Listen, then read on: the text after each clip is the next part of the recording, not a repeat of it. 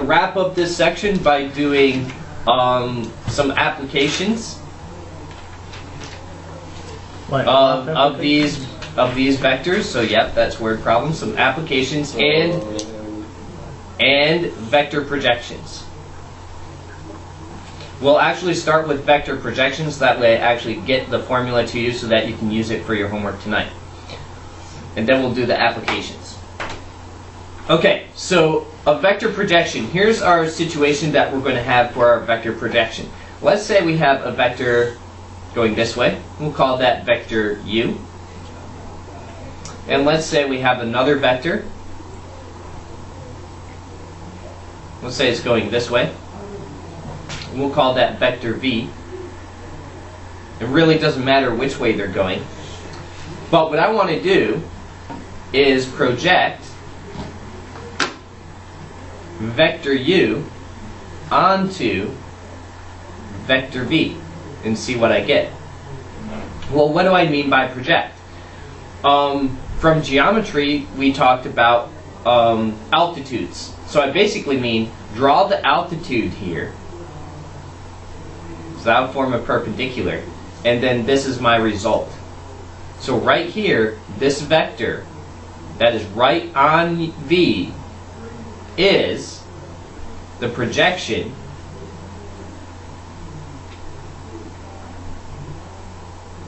of u on v. And it results that it is actually on vector v. Well, how do we get that? Well, basically we need to scale vector v down. That's basically what we're doing. So the projection of vector u onto vector v is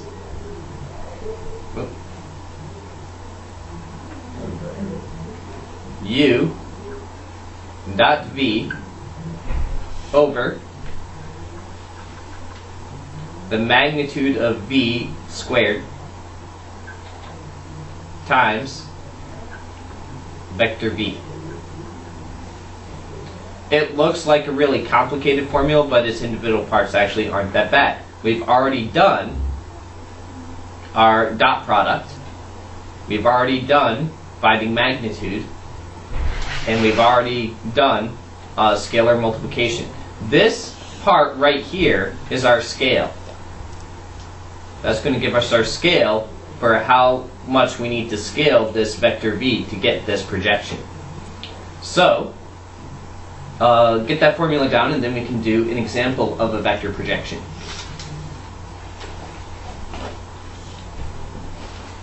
So just keep in mind in this formula, whatever the vectors are named, the one right here, that's the vector we're projecting onto, and this is the vector that we're projecting. So this is the projector, and this is what we're going on. Alright, so let's say vector u is 3, negative 7, and let's say vector v, let's say that's negative 2, negative 6, and I want to find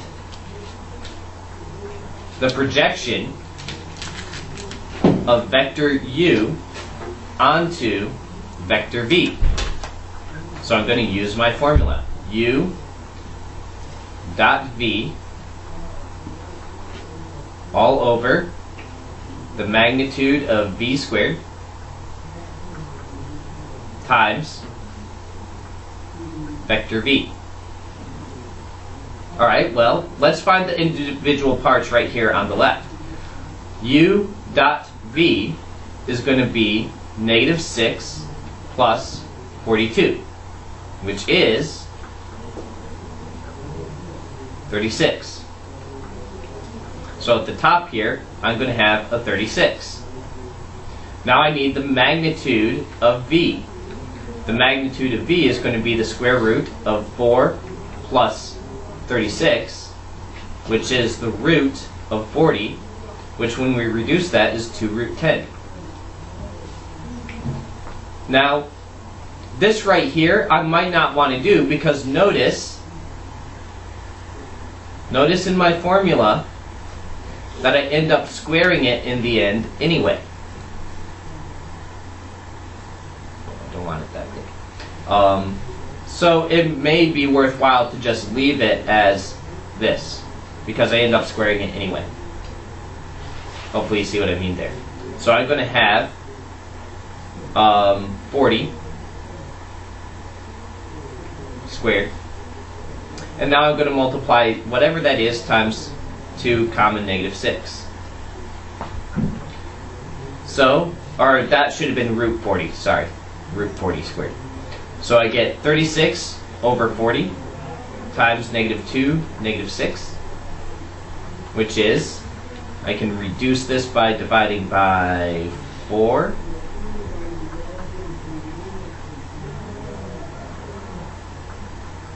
And then when I finally multiply, I will get negative 9 over 5, comma, and then the 6 cancels with the 10, so that should be a 5 in my denominator, and a 3 times a 9, so negative 27, and that's our vector. I think I did that right. But it really is going to come down to that you memorize the formula. You also need to memorize that angle between the vectors formula.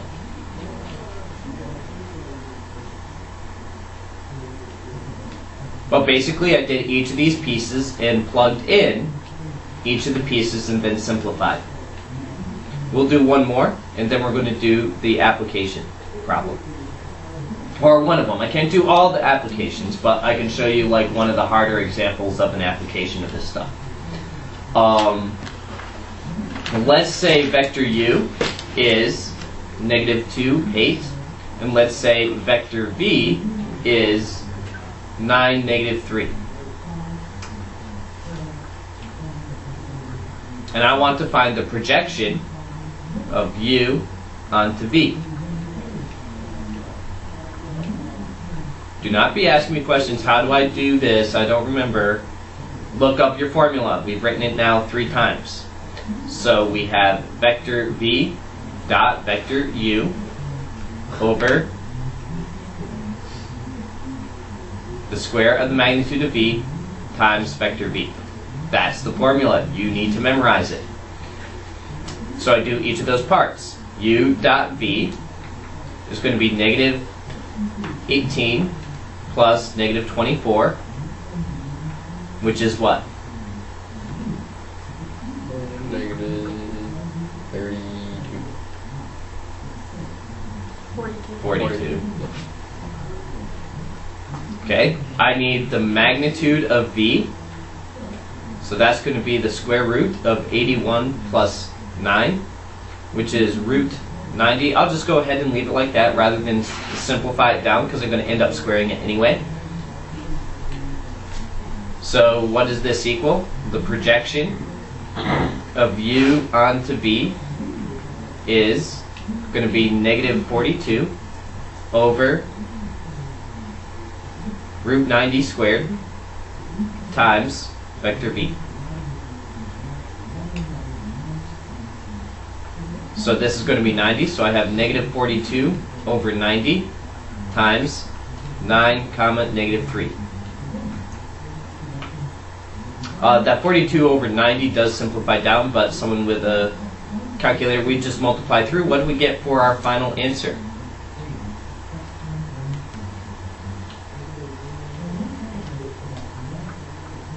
So you do negative 42 over 90 times 9 and then negative 42 times 90 times negative 3? Yeah, it Okay. goes into there. Yes.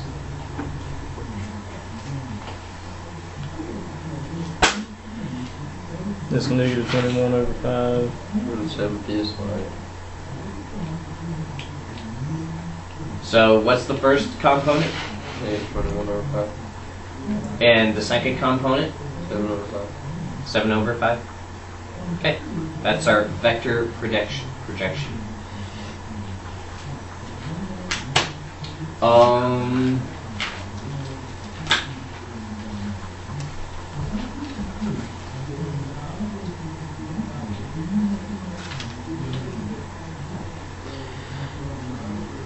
parallel vectors.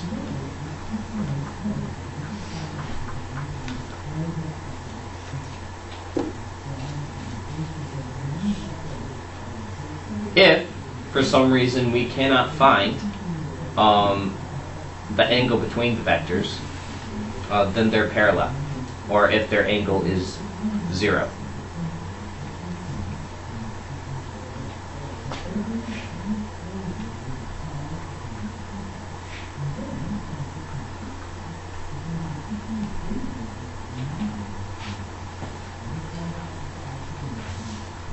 Ah. Right.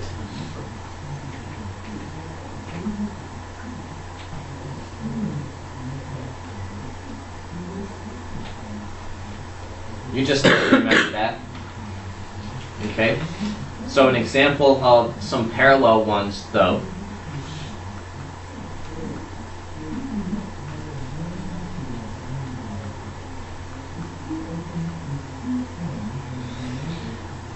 I want to find the angle. So we're going to find the angle between the vectors.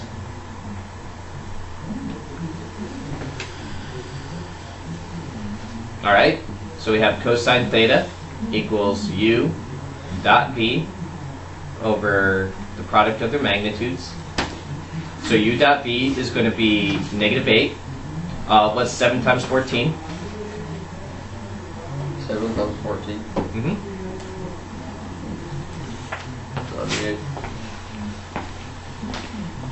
And the magnitude of u, 4 plus 49. 49, so root 53. And then the magnitude of this one, that'll be 16 plus what's 14 squared?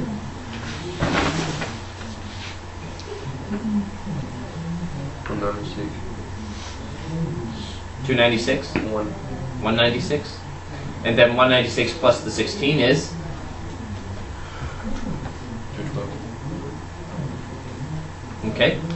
And we get 90 over, what's this product?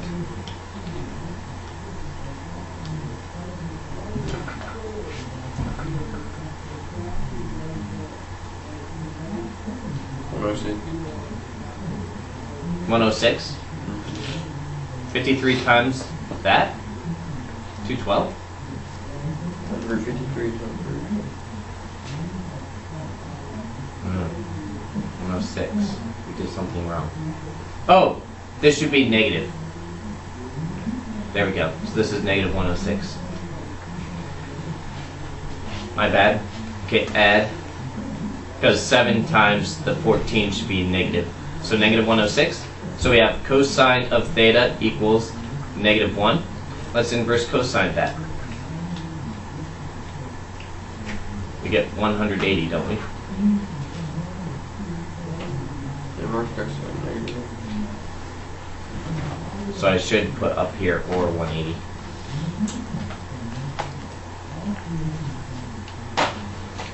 Okay, so if the angle between our two vectors is 0 or 180, then they are parallel. So basically, if I draw those vectors, I would see that I get something like that, parallel lines. Okay, barely any time for our big application, but we'll go ahead and start it. So here's the situation that we're going to have. We're going to have maybe an inclined plane here, and maybe we have a block right here. And we'll say that this is a 50 Newton, we'll say 50 kilogram block. Okay, and we want to tie this to like some sort of hole right here. And we just want it to be held there by this string. Okay, and we don't want it to move. We don't want the string to break, and we don't want the block to move. And what I want to know is, well, what's the tension in this string?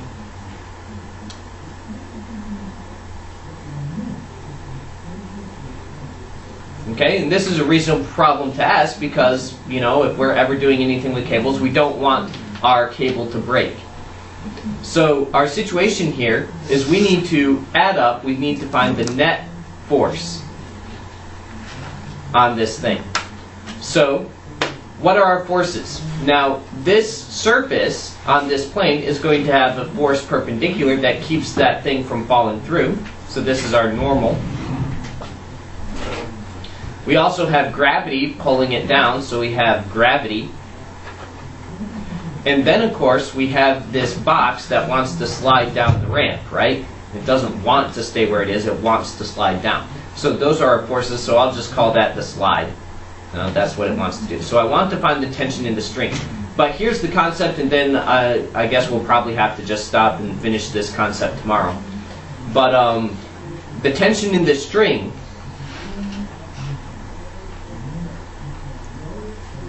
must equal that slide. Okay? It needs to be opposite of that. It won't be any bigger or less. Well, if it's less, then the string's going to break. Or if the string's not strong enough. So I'll go ahead and get this started. I'm going to redraw this thing with some of these solid lines so that when I erase things it'll go away. So here's our box, and we have this force down here. Now what I'm going to do is I'm going to vector transport this sliding force. I'll move it down to there, and then this normal force, this one, I'll vector transport to down here. So I have another triangle. Now I need to know what's the incline here. So I'll say it's 30 degrees. Okay? So I have 30 degrees right here. Now as it turns out, now here's the trick to the problem if this comes up in your homework. This 30 degrees, catch it right here, is also right here. Now this force that's going straight down, the hypotenuse of this triangle is the force due to gravity.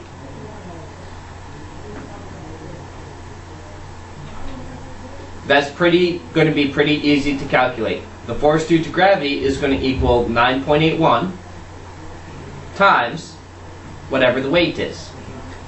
Well, the mass. So in this case, it's going to be 50. That will give me this hypotenuse of this triangle. Then the thing that I need to find is this right here. Well, I have opposite and the hypotenuse, so that's going to be sine. So the sine of 30 is going to equal my sliding force, whatever that is, over the hypotenuse of the triangle, which is the force due to gravity.